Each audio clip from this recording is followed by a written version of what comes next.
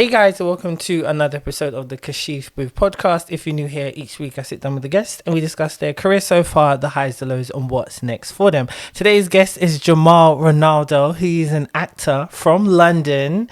Welcome to the show. Thank you very much. Thank you for having me. It's great to be here. You know what I'm saying? It's great to be here.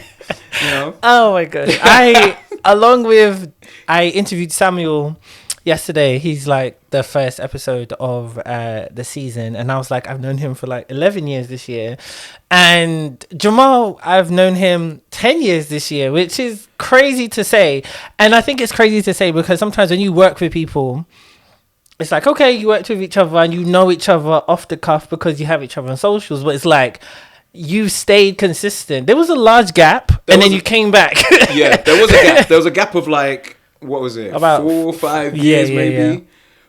Yeah. But more or less, we, like since then, we pretty much kept in contact. Because I remember, because it was from Nate and Jamie. It was from Nate and Jamie. But prior to that, when we first met, was actually was Brothers. Yes, which yes, was one of your initial series that you started to put together. Yeah. Brothers. I was 21 and I wrote this web series, Brothers, about 4 black guys just living life, you know, great drama. I think you should. I think you should revisit it at some point. Do you know what I mean? I have for a long time wanted to revisit it. I haven't read those scripts in years, but when I decided I wanted to do web series properly again, I was thinking to remake that, but then I kind of just fell into Nate and Jamie. Nate and Jamie wasn't like a plan. It just kind of it just happened because we did a comedy sketch and then it just ended up being developed into a show. So the funny thing about that was, you know, Jamal, when I first met him, he was all serious and he was just like, oh, this like very, I wouldn't say suave, but you just were very to yourself, inward. So then when we reconnected like 5 years later, I was like, who's this? Like, I never knew who this guy was. This guy, either he was lying or he's gone through a dramatic personality change. And then I remember saying to you, I was like, I don't know who this is. Like, and you were just like, no, this has always been me. I'm like, no, it was not. Do you know what it was? I think what it was for me at that point, because I'd not long come out of like drama school and you know, you do all those kind of exercises. You have an idea of who you think you are as a performer, and it's like, no, I'm like, I've been to drama school. You know, I've done Shakespeare. I'm a real thespian. You know, I take my craft extremely seriously, and therefore I must take myself extremely seriously. So I feel like that was my mindset at that time. Okay. So and especially when, you know, go into like auditions or working, I was like, all right. You know, that side of me can be out there, but inside the room, I'm serious and I'm about my business. I'm about my work. Okay. And then later on down the line, I kind of felt actually I can afford to be more myself. Okay. Because you know, a lot of the times when you go to castings and you do, you know, and you go to various castings, various jobs. A lot of the time people do choose you for who you are as a person. So you do, you know, so there's no harm and there's, you know, in showcasing your personality and who you really are. So that's what I had to kind of learn actually from after. Because then after I reconnected with you, I'm like, this is actually who I am, by the way, like on a day-to-day basis. I was like, okay then, all right. It's just because like I just didn't remember you like that, and it was just so funny because like that whole situation when we did reconnect, or even before that, I remember seeing you everywhere though. You was in like McDonald's adverts. I was like, oh Jamal, like I know you. Like I remember seeing you and stuff, but then it's like. Yeah, and that was it. Like, I remember seeing you on Instagram, and I was like, yeah, you was just, like, doing your thing. So, I remember we was filming Nate and Jamie season 2, and an actor dropped out, like, literally last minute. And you know what it was? I had such a gut feeling about him that he was just not it. Yeah. And I didn't know what to do. So, I remember I DM'd about 4 or 5 actors that night, and you were like, "Oh, I'm free." I was like, "Look at God." Yeah, I know, right? And I was like, "Amazing." I was like, and it's so funny because I remember because I was doing another job that yes, day. I remember. Yeah. So I was kind of like, I was in a good zone. Felt like I was in a flow. Yeah. And I was like, okay, I'm doing this thing. Should be finished around this time. Yeah, I'll make it. Why not? Yeah. Yeah. Send me script. Exactly. And I was already in like pre-development of the second spin-off of Nate and Jamie, which was Newlyweds. So I was like, well, this is what I'm also doing. I was selling it to you because I needed somebody. Okay, I didn't know.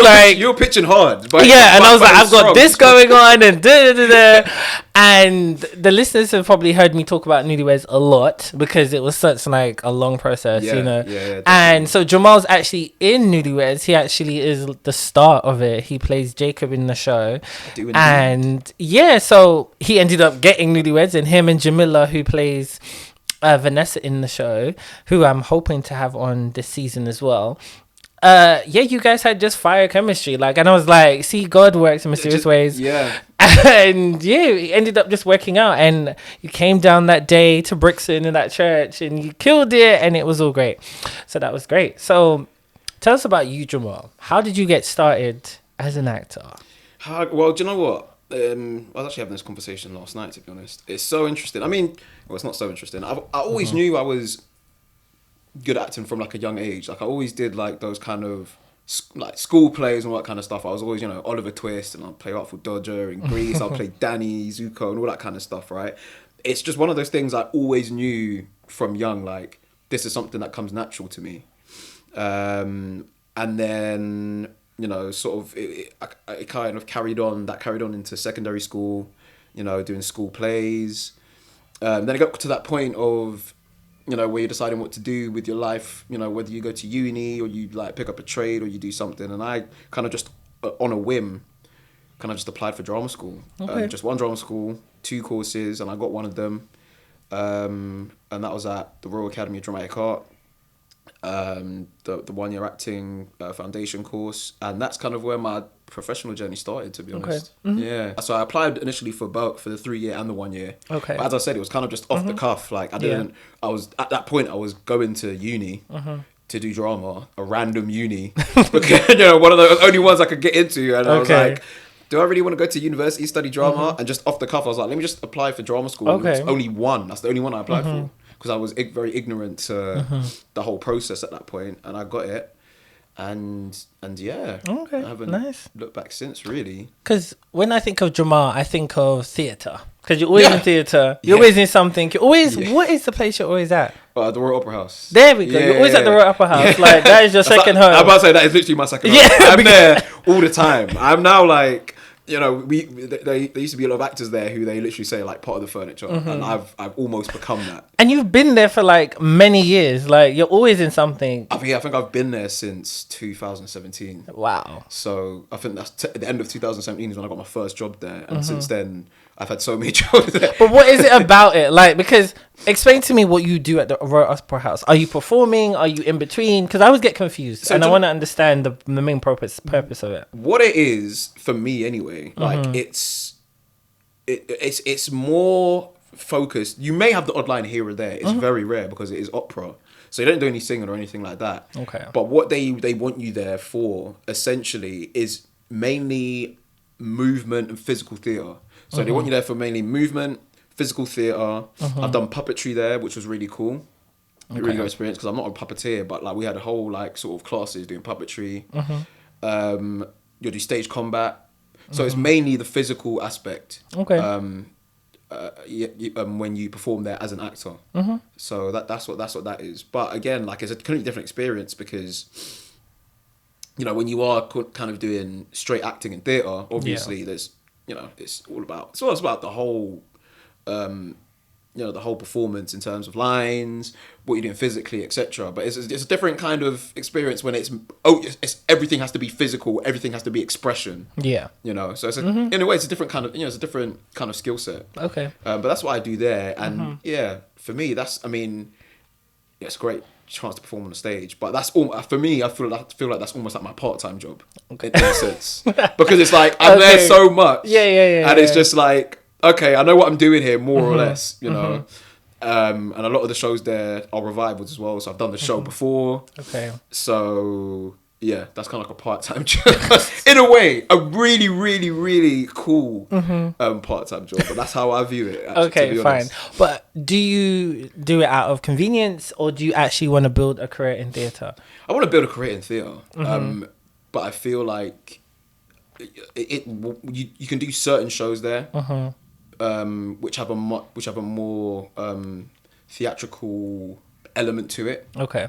But I don't think it's not really viable to build a career, a theatre career. It's just performing at the Opera House. Okay. So there are certain shows which are like, this is, this had everything in it, because you'll get loads of directors who started their careers in theatre. Okay. So they know exactly what they want. They want a whole theatrical performance, not necessarily just about the opera. Yeah. And you get the complete opposite, where it's someone who hasn't worked in theatre and they're like, we just mainly care about the opera. Yeah. And we want you to play Soldier One. Okay, fine. So it does vary. But that's just, I feel like that's a nice way to.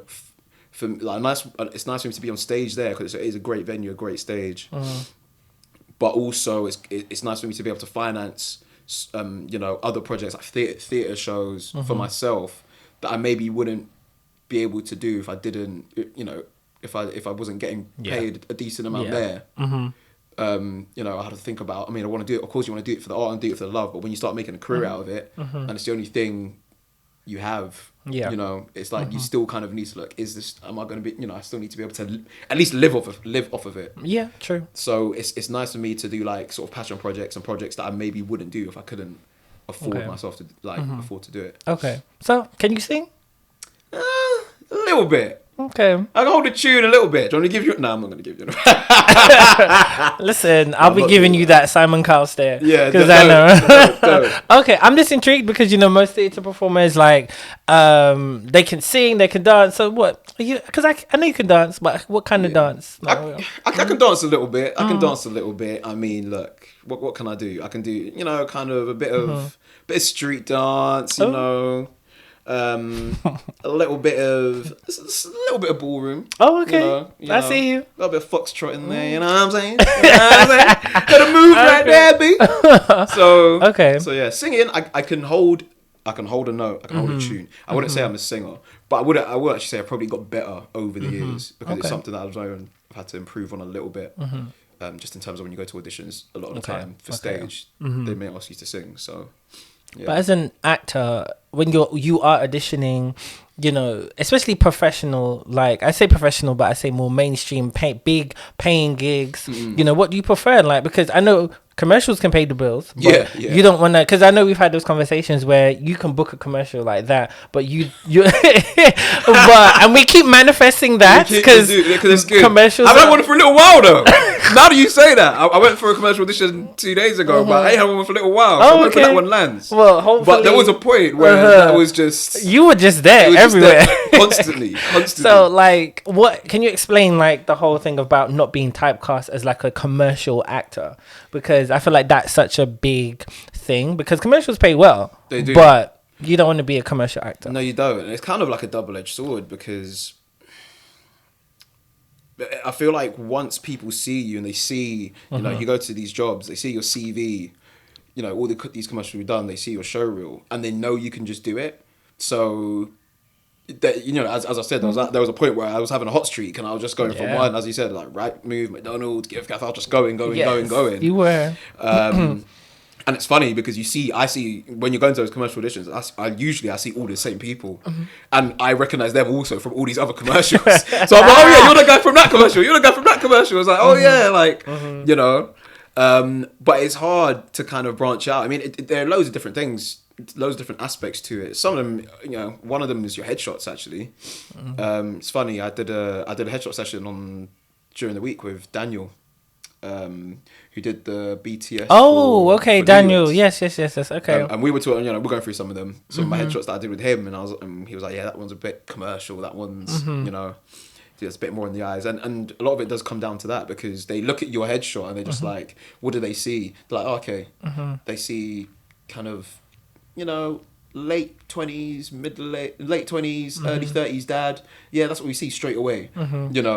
Or we see okay, we see someone who's young man, quite vulnerable. Okay, So some of it comes down to the headshots, but then the thing is, you don't ever want to get to a point where you're turning down work. I'll never turn down a commercial, but then what I may do is like, I may say to my agent, or I may just collaborate with people and be like, I just want to do more theatre right now. Okay. You know, okay, maybe I've made a bit of money off commercials, that's cool.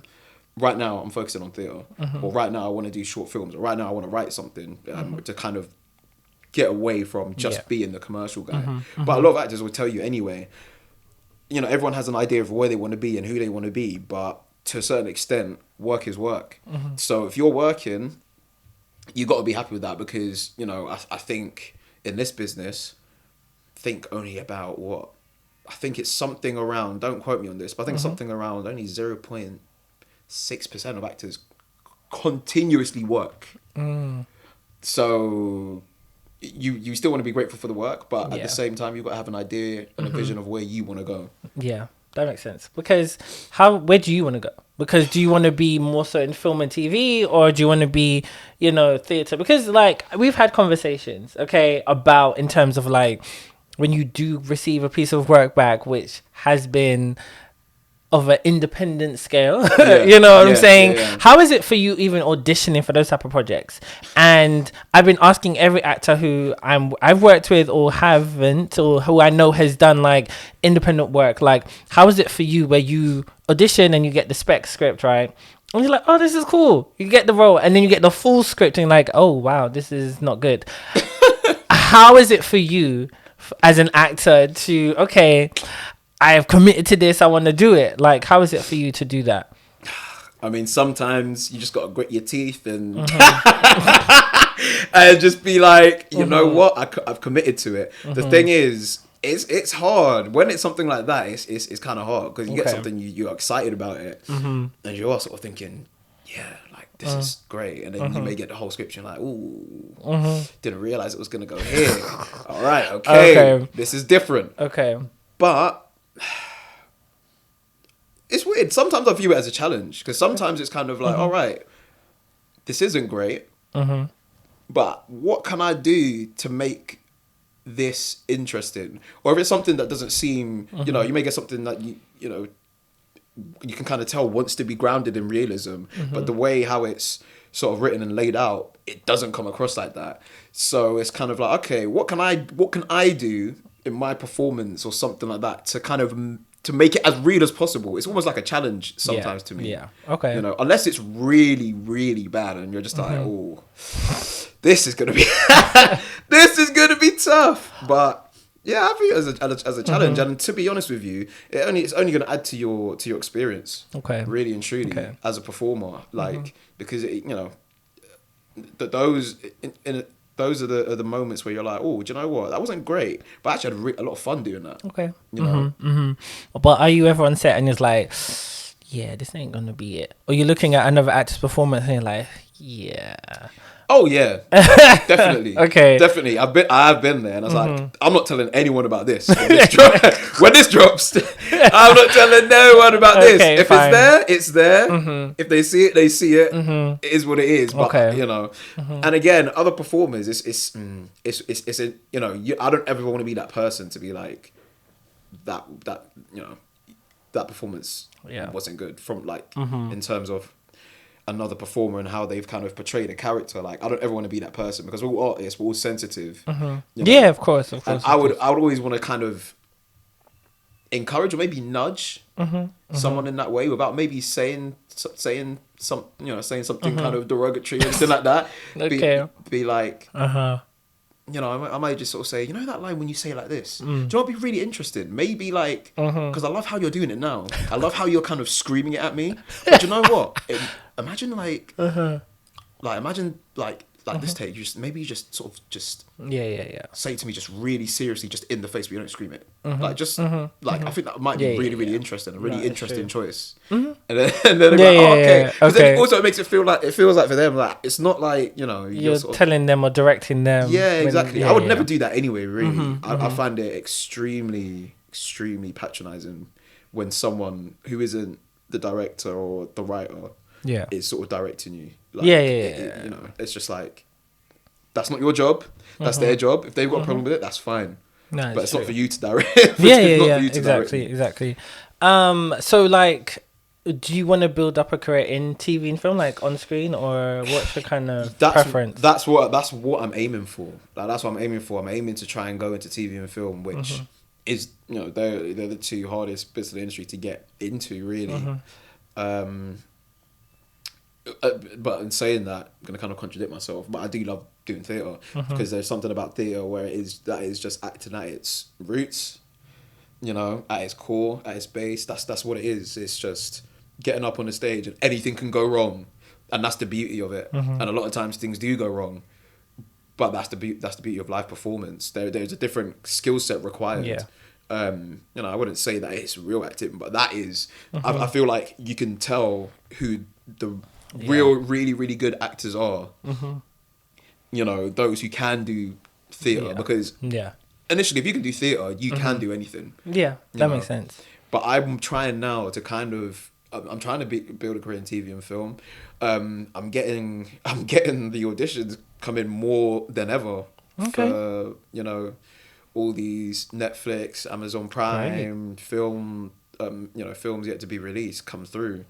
A lot of the most, you know, sort of most well-known Netflix programs at the moment, the biggest ones I've, you know, auditioned for a couple years ago and almost got there, but that's always the case. It's always like you almost got there, then you don't quite. But then when you start to get the roles, also what I've heard is like when you do start to kind of blow up, it then almost goes in reverse too. Where it's like, oh, you're a bit well too known. Okay. So we want someone who's a little less. You can't win. You can't win. Yeah. You can't win. But that's what I'm hoping to do, and I'm hoping to start writing. Well, I have sort of started writing, and kind of branch out of just doing acting, because I feel like, you know, as you know more than anyone, creating your own. You know, there's something about creating your own work, telling your own stories, which is really important.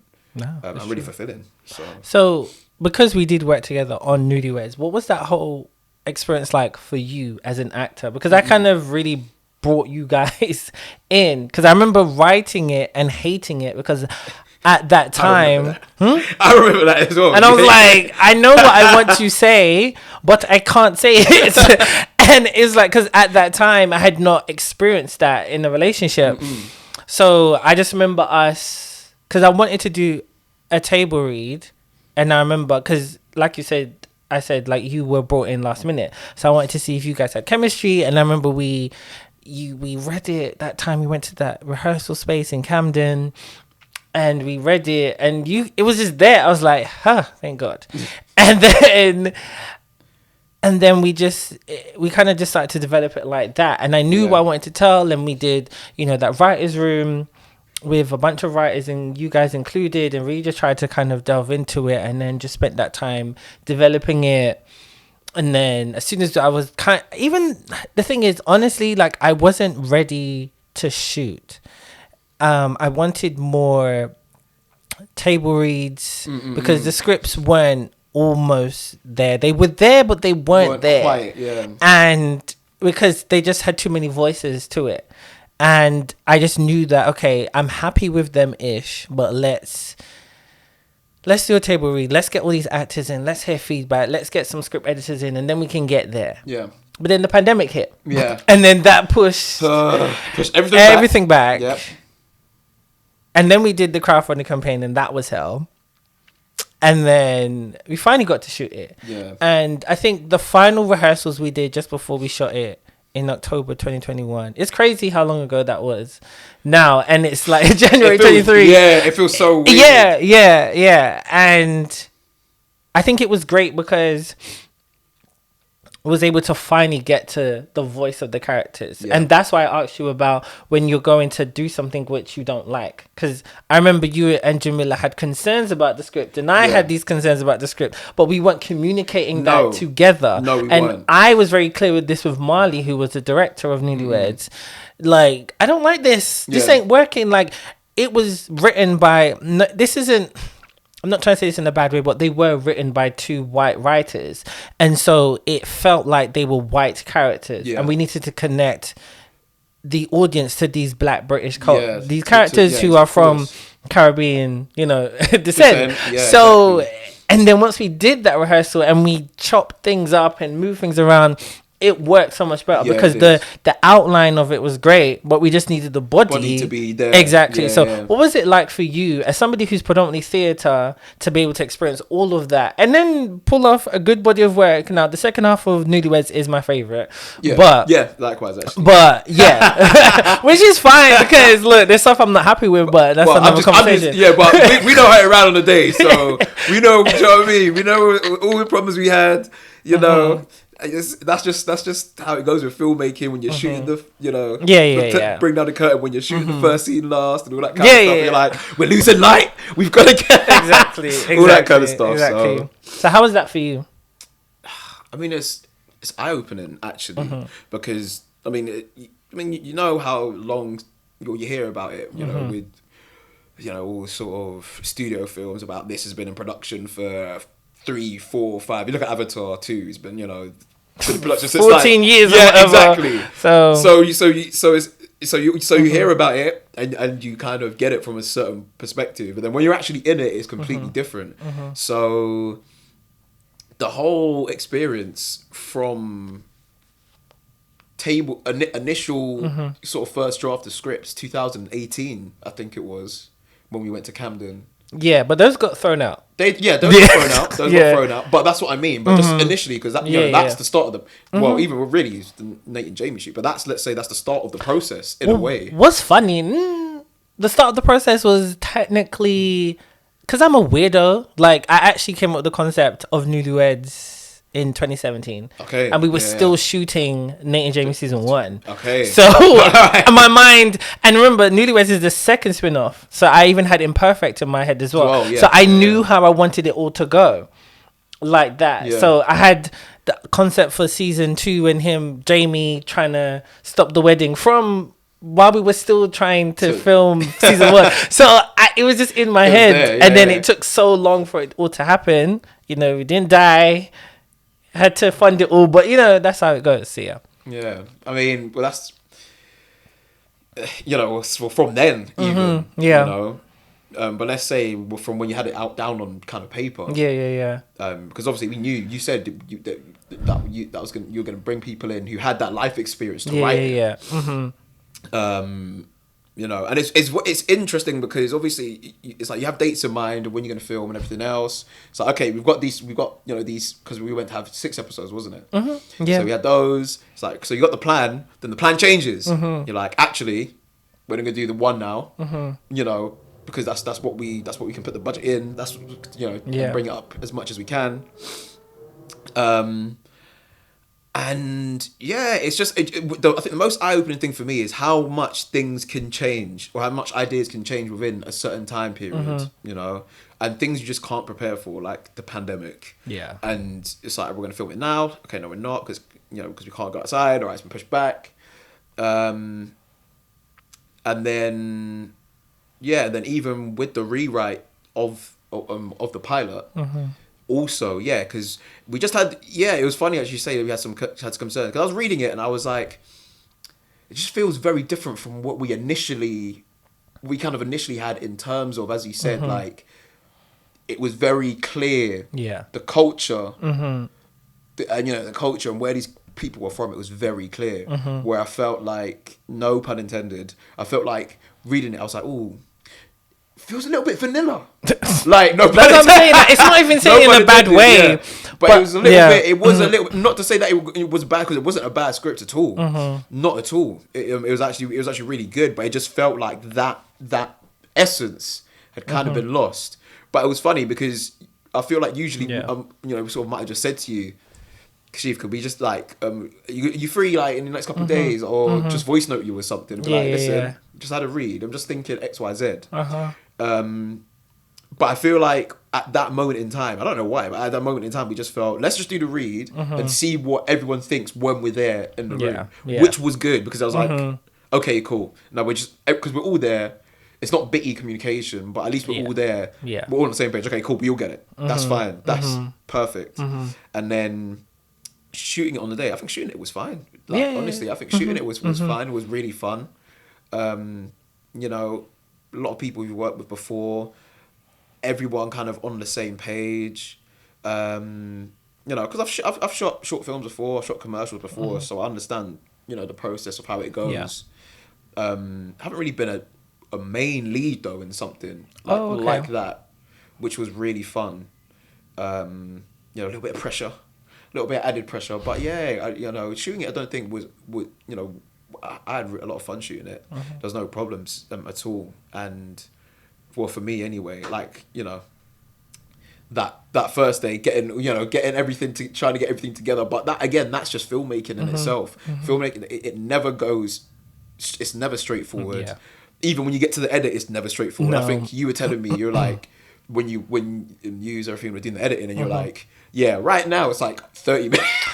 Yeah. You know what? Yeah, I blame Serafina because she kept on me like, "Oh, it's like 40 minutes." I'm like, "Sorry, what is going on here? Like, this is not supposed to be that long." And I was sweating like, "No, you're no." Like, how do you even have 40 minutes worth of footage? yeah. And then she cut it down, and then I watched in the cut, and then Marley watched it, and then she gave her notes and how she wanted it to be, and it just got cut down to what it is. So that's what it is, and it took ages for us to edit because I wasn't in a rush to do it because, listen, after I was holding myself back from being violent to people, listen. I want to know. People could have got that. Listen, I want to know. Okay, you don't have to say who. What was the reasons? I don't think I can remember. It was just, you know, I don't want to go down. I know you don't, but I want to hear it. Listen, I could have punched people in their face. Listen, and I remember and I was feeling the same way like when I used to do Nate and Jamie. Like, I was like, I could punch certain people in the throat. I think I kept saying that to you guys. That's why, because it's bringing it back to me now. But I don't know. I never knew who you was talking about. And I mean, look, you know, I'm not even going to say it because I don't want to.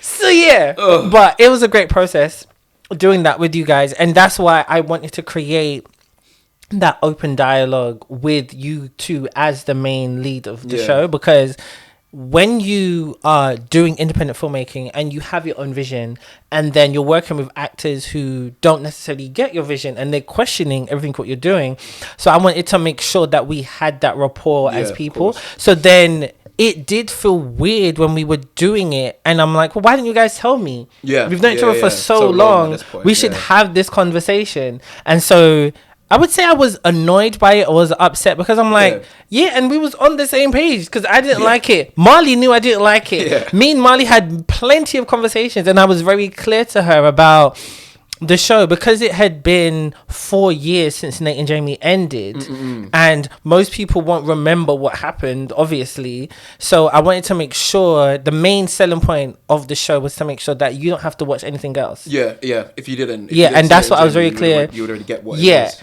And Marley was like, okay, I get that. And she said I remember saying, she said to you guys in the rehearsal, she was like, well, I've never watched anything. And that was the main thing. And that's what's great about it. It's everybody who has watched it now, the pilot, they don't need to know anything else, because they just see it there. Every time people are sending me messages, up until now, they're like, Jacob really hates her. He don't want to get back to her. You know, he don't want to be with her, whatever. And people don't need to like go watch the other thing, because they get the storyline there. And that's what I wanted. So it was good to just have that process with you guys. And the thing is, the bigger you become as an actor, more actors have a lot to say. And especially I've watched interviews where like some actors will be saying, well, they've got their script, and they're like, I don't like this. And then they're calling their agent like, nah, I'm not doing this. So it's about also learning about how, even though I have my own vision, I have to alter my vision, because I could not do what I want to do. Or you have the notes from the network, other producers, you know, distribution deals. Like, there's so many people you've got to please. So even though we have our vision, it's always going to be something. So that's why I wanted to make sure that you guys would be really happy with it as well. It's something you always have to compromise. Exactly. And I had a lot to prove, especially because people knew about it for so long. People kept on saying they wanted to see it, and then so people got it, and I was very happy about that. So that's it's in its film festival run now, and we'll see where it goes from there. So I love playing Jacob, by the way. just on a side note, like, a lot of people just keep telling me like, Can I swear? I'm not allowed to swear. Can I swear? Yes, you can swear. Right, Everyone always asks that. Yeah, I know. I don't know. But you might want to try and keep it PG. You know what I'm saying? You know what I'm saying? 12A and that. But yeah, everyone's just like to me, oh, he's such a prick. Like, he's such a prick. I'm like, I know, I love it because it's so far from me. But then people will see that and probably be like, what's wrong with this guy? Like, my sister was like that. She was just like, you just playing the dickhead. Why are you playing the dickhead? Everyone like, says that. Like, I know. That's the point of acting. Like, but that's what I love, is that it's so far removed from who you are as a person. And that's what I love, because if you know Jamal and you're listening to this podcast, it's like, he's a fun, easygoing, jokester guy. This is naturally who you are. And so when you play Jacob, you play it so well. But then when I think about you in Talia Versus, like, I need you to do more comedy. Like, I don't know why you've not been doing comedy. Like, because most of the listeners have heard me talk about Talia Versus, which I exec produce, written by Serafino Mattis, and the character you play on there is hilarious. Oh my God, you know what I mean? Like, it's every moment, you land everything so great. Like, it just hits so well. And I don't know what you've been doing. Like, why have you not been doing comedy? It's very strange. Do you know what? Again, it kind of comes down. Well, it doesn't come down. Partly, it's kind of your headshots and stuff also. So I have got, like, when I've got, you know, when I've done my headshots recently, I've done something with more of a comedic, cheeky look, and something more of a straight, serious look, right? Because even my agent says the same thing. She's just like, I mean, and I have over the past couple of years been getting a lot more comedy stuff come through. Good. And you know, the thing that I'm writing at the moment is comedy. It's comedic. Yeah. Because I feel like also kind of going on to one of your earlier questions, getting into TV and film, you do have to find a niche. You do, like, you have to be known for something. Like, you're the guy who's, you know, whether it's someone like Hugo Weaving, who played Agent Smith in The Matrix, and he plays all these villain characters. It's like, he's known for that. Yeah. That's his thing, you know. He's known for that, or, you know, or this actor's known for comedy. So you need to be known, you kind of need to have a niche and known for a certain thing first. Yeah. Before you can kind of play, start, you know, having interesting choices in terms about what kind of what actors you're playing. So I feel like maybe that's what I've been neglecting for a little bit. You know, kind of what I said to you earlier about when we were working on Brothers. Okay. And I was kind of like that. It's like I had maybe that point. I knew, you know, around my people, my friends, like, this is who I am. But okay, I've just finished drama school. I'm a person now. I'm serious. I'm a serious actor. I'm a serious thespian. Yes. Okay. But no. I see you as like becoming a very successful comedic actor. I know you wouldn't want to be put in a box because I feel like you are an eclectic actor, but I could see you doing very well in a sitcom format. Like, I feel like you would be able to have really good comedic timing. I feel like everything you would deliver would land, and I feel like you would know how to deliver it, if that makes sense. Like, I feel like the joke would land, your body language, your expressions, how the larger than life personality you are, you know, because like you see, and Jamal's just making me laugh like 5 seconds in. Your voice notes are hilarious. My voice notes are legendary, apparently. Yeah, they're so funny. It's not even just you, everyone's. It's just, and it's not even you trying to be somebody you're not. Like, you know how there's some fake extroverts who just know how to be funny. Like, that's just who you are, and I feel like that can definitely be translated with like a great director, a great script.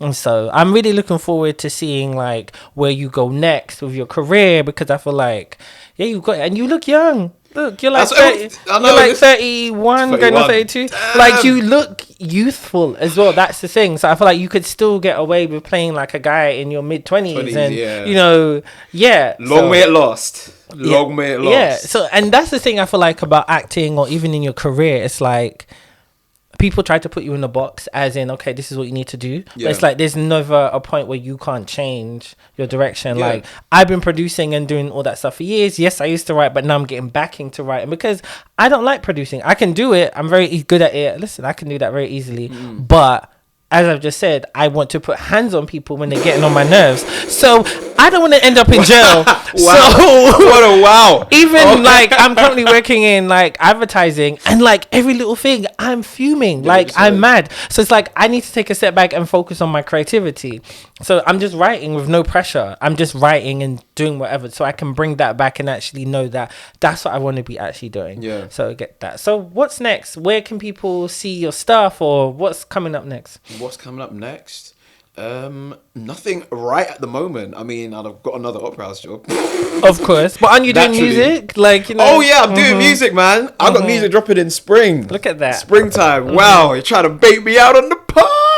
But yeah, no, I've got music coming, man. But are you rapping? I'm doing a few things. Oh, okay. I'm doing rapping. I'm doing melodic style. I'm doing a bit of singing too. See, it's funny because I said I couldn't sing. Exactly. But there's a difference between doing singing in an audition and then doing 100 takes to make sure you just get the pitch just right. Yeah, true. You know? Layering, vocal layering, ad libs and reverb. Love a bit of reverb. Yeah, okay, fine. Okay. And obviously, which everyone uses, by the way. Yes. Even the ones that you don't hear. You can't hear it clear. They all use it. All the biggest stars. Yes. But yeah, so I've got some music coming, producing as well,